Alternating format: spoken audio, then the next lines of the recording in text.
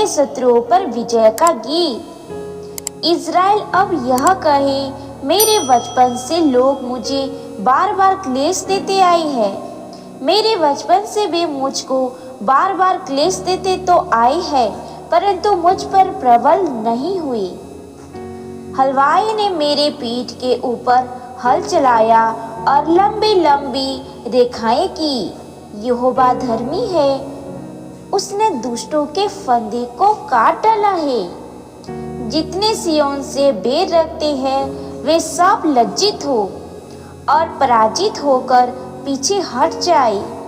वे छत पर की घास के समान हो, जो बनने से पहले सूख जाती है, जिससे कोई लवने वाला अपनी मुट्ठी नहीं भरता।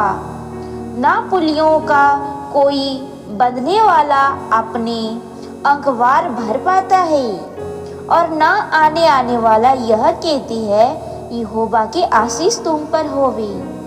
हम तुमको यहोवा के नाम से आशीर्वाद देते हैं।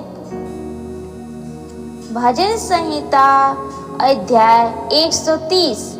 करुणामय परमेश्वर, हे यहोवा, मैंने गहरे स्थानों में से तुझको पुकारा है। हे प्रभु, मेरी सुन। तेरे कान मेरे गिड़गिड़ाने की ओर ध्यान से लगे रहे। हे यहोवा, यदि तू अधर्म के कामों का लिखा ले तो हे प्रभु कौन खड़ा रह सकेगा। परंतु तू क्षमा करने वाला है, जिससे तेरा भय माना जाए। मैं यहोवा की बाट जोहता हूँ, मैं जी से उसकी बाट जोहता हूँ, और मेरी आशा उसके वचन पर है।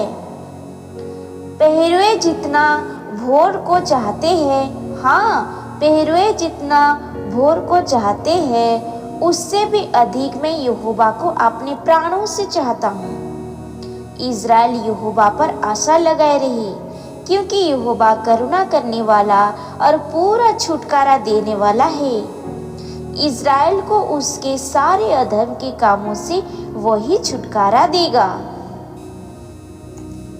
भजन संहिता अध्याय 131। परमेश्वर में शिशुवत भरोसा। हे यहोवा, ना तो मेरा मन गर्व से और ना मेरी दृष्टि घमंड से भरी है, और जो बातें बड़ी और मेरे लिए अधिक कठिन है उनसे मैं काम नहीं रखता। निश्चय मैंने अपने मन को शांत और चुप कर दिया है। जैसे दूध चुराया हुआ बच्चा अपनी माँ की गोद में रहता है, वैसे ही दूध चुराए हुए बच्चे के समान मेरा मन भी रहता है। इज़राइल अब से लेकर सदा सर्वदा यहोवा ही पर आशा लगाए रहे।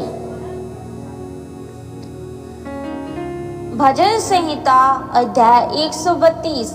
मंदिर के लिए प्रार्थना। हे यहोवा, दाऊद के लिए उसकी सारी दुर्दशा को स्मरण कर। उसने यहोवा से शपथ खाई और याकूब के सर्वशक्तिमान की मन्नतें मानी है। उसने कहा, निश्चय मैं उस समय तक अपने घर में प्रवेश ना करूंगा और ना अपने पलंग पर चढ़ूंगा, ना अपनी आंखों में नींद और ना अपनी पलकों में झपकी आने दूंगा, जब तक मैं यहोवा के लिए एक स्थान अर्थात याकूब के सर्वशक्तिमान के लिए निवास स्थान ना पाऊं। देखो, हमने एप्राता में इसकी चर्चा सुनी है। हमने इसको वन के खेतों में पाया है। आओ, हम उसके निवास में प्रवेश करें। हम उसके चरणों की चौकी के आगे दंडवत करें। हे यहोवा, उठकर अपने विश्राम स्थान में अपने सामर्थ के संदूक समेता। तेरे याजक धर्म के वस्त्र पहने रहे और तेरे भक्त लोग जय जयकार करें। अपने दास दाऊद के लिए अपनी अभिषिक्त की प्रार्थना को अनसुनी ना कर। यहोवा ने दाऊद से सच्ची शपथ खाई है और वह उससे ना मुकरेगा। मैं तेरी गद्दी पर तेरे एक निज पुत्र को बैठाऊंगा।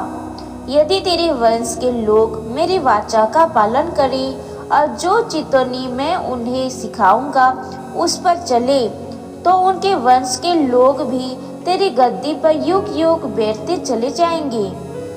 निश्चय यहोवा ने सिय्योन को चुना है और उसे अपने निवास के लिए चाहा है। यह तो युग युग के लिए मेरा विश्राम स्थान है। यही मैं रहूंगा क्योंकि मैंने उसको चाहा है।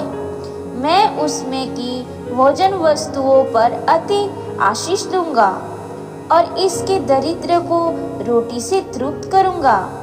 इसके याजकों को मैं उद्धार का वस्त्र पहनाऊंगा और इसके वक्त लोग उच्च स्वर से जय जयकार करेंगे। वहां मैं दाऊद का एक सिंह उगाऊंगा। मैंने अपने अभिषिक्त के लिए एक दीपक तैयार कर रखा है। मैं उसके शत्रुओं को तो लज्जा का वस्त्र पहनाऊंगा, परंतु उसके सिर पर उसका मुकुट शोभायमान रहेगा।